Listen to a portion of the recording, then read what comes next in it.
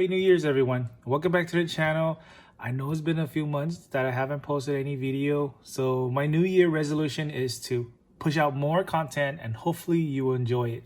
Also, if you're new here, don't forget to click the like button and subscribe to the channel. So in today's video, I'm going to do an unboxing and spec breakdown of the new AirPods Max wireless headset in Skyblue. So let's get started. Alright.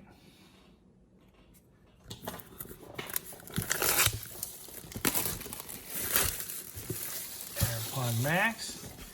So let's get started. Open the box. So once you open the box, you see that it comes with a case. The Skyblue looks really nice, I must admit. So let's put that right there. See what's inside.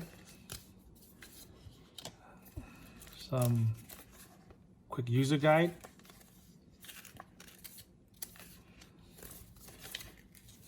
All right. And right here you got so it comes with a regular lightning cable charger with the other end as USB-C. You just need a puck that fits this USB-C and plug into the outlet. Now you also can plug this into your computer if your computer has USB-C and charge the headset itself. Okay, nothing else is in here. So let's put this aside. So this is what it looks like. You gotta open up. Actually, yeah. Take out the casing, just like that. Take that out. I really like this blue. Ooh, this is a nice looking blue. So this is the headset. Remove this. Remove this. All right. So what you have here is a stainless steel frame, which feels really good. Like, I mean, like this is feel like it's really well built. The next thing is it has a telescoping arms, so it can pull smoothly out and in. It's like a hydraulic inside here. It's amazing. I like it. I like the feel of it. When you pull it out, it feels really firm, and pushing it in is really really nice. It's not like one of those fragile ones. So, and on top here, it has a little mesh, which I'm iffy. Over time, let's see how long this lasts, but I'm pretty iffy, but probably feel comfortable. Let me see. Actually, pretty comfortable. So, and the next big thing is the removable ear cups for this AirPods Max. Just like so. It's a magnet, removable ear cups. I actually like this idea because I have Beats Studio that looks like this. Actually, I have one right now. This is my Beats Studio. Paid close to $400 for it, and this is what happens. You can't remove it. So over time, you're gonna have to get rid of it. So this is $400 down the drain. Now, I get that this is $550.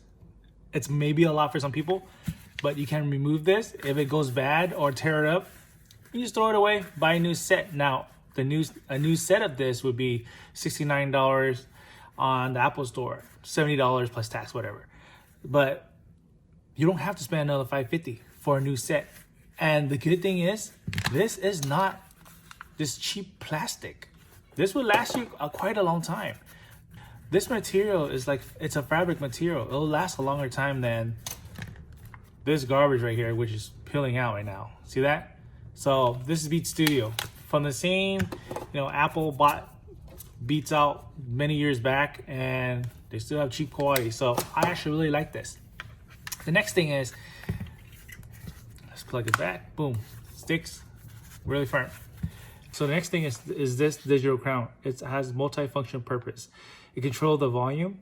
It also controls how you pick up and hang up a phone call. So, of course, if you have an Apple Watch, it does take the idea from the Apple Watch where you control the crown, which I actually like a lot because this is a lot easier if there is any touch control on the headset. Because if you know, like me, I've used multiple headset that has touch sensitive. What it does is sometimes I press the volume, it goes too high, or sometimes I press the pickup call and I hang up on somebody. Maybe it doesn't happen to you, but it happens to me quite often. So I actually like this. It's more of a control for me. So I can go up and down slowly and I can get the volume I like. So I really like this a lot. I don't really care much about touch control. Next is the case. So this case, you and I would know that it looks like a purse. Like our eyes is visually, it looks like a purse when you put the headset inside it. But it's very important. This case is what makes this headset go to sleep.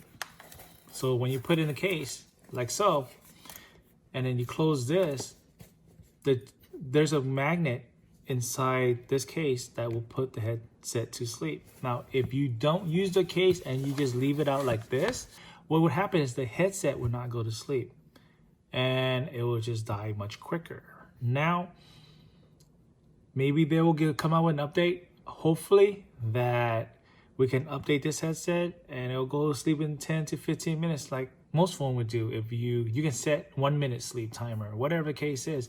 Hopefully they will have that option in the future. Or maybe they do, but it's not in anywhere of the specs. So I haven't tried it yet, but maybe, you never know. Now, the next feature is noise cancellation. It has a dual H1 chip in each side of the ear that helps block out the noise and adapt the audio when your ear is inside it. So when you're playing a movie, it will create a surround sound. So it has those two chips to process all the processing power. Now also, it supposedly have a very good noise cancellation, which come from the AirPod Pro, which I have, and when I use that AirPod Pro, it works really well. Like you cannot hear anything from outside. You also can control the noise cancellation by pressing this button, turn on, press the button, turn off. You could do that too. So you're wondering how easy it is to set this up. It's very easy.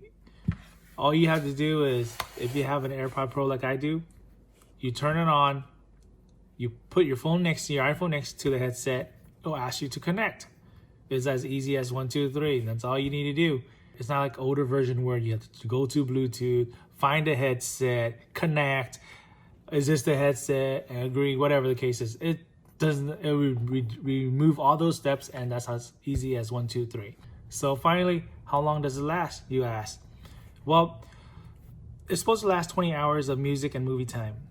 Granted, it's not as much as some other headsets on the market.